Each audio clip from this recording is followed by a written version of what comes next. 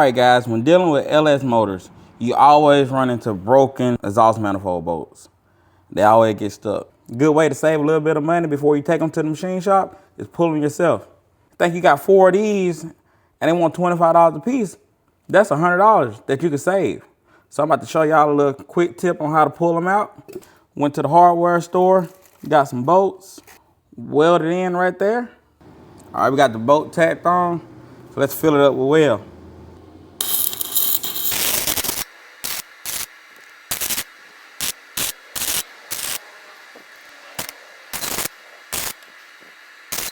I am not a professional welder by any means. All right, let's see if it works. It's working so far.